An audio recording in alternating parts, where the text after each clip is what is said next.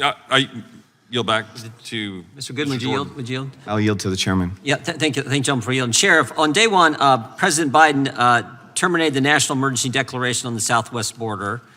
Number two, on day one, he halted construction of the border wall. Number three, on day one, he revoked President Trump's immigration enforcement priorities. Number four, on day one, he paused deportations.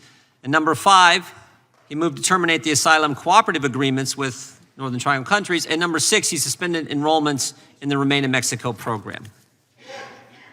Did any of those things factor into the conditions you described in your opening statement, into this influx of people coming to our border? Did any of those six things that President Biden did on day one contribute to the situation we now find ourselves in? Mr. Chairman, it did, and that's all of it. Every single one? Every one of them changed. We went from what I consider probably my 38-year career, almost manageable borders, and that was also shared. I just want to be clear what you said, Sheriff. The most manageable border we had in your 38 years in law enforcement was 2 years ago.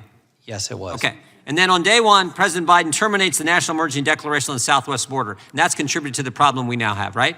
Yes, sir. And he halted construction on the wall. Is that contributing to the problem we now have? Yes, my border's frozen in time in my county. Yep. And he revoked President Trump's immigration enforcement priorities. Does that contribute to the problem we now see?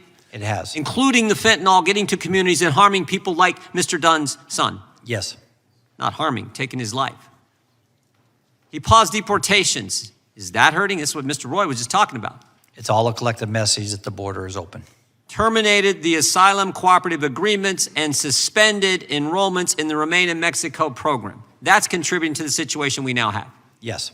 All right, so this idea that if we just give more agents, build more wall, put in the roads, more drones, more border security, which I'm all for, that is not going to solve it until you go back to these policies. Is that right? That is correct. And Mr. Sheriff, if I could add one more thing is, before President Biden took office, myself and several other sheriffs on behalf of national sheriffs met with President Biden's transition team and went over all the current plans on the border to include what was working. I was told by his transition team, Sheriff, we appreciate all you're doing. They were very optimistic that things were doing well on the border. The day he took over, that all changed. Now that's important. What you just said, and I know I'm over time and I'm going to go to the gentleman from Colorado, but what you just said is important because you basically told the Biden administration, do this and we will have a secure border, the most secure in your 38 years of experience in law enforcement. And they said basically thanks, but no thanks. Is that right? They actually were very complimentary. I was shocked on day one. Even worse. Yes, I was shocked. They were thank you, Sheriff, for everything you're doing. Day one, when I saw that, I was disappointed and shocked. Yeah. Now you have the gentleman from Colorado, Mr. Hughes.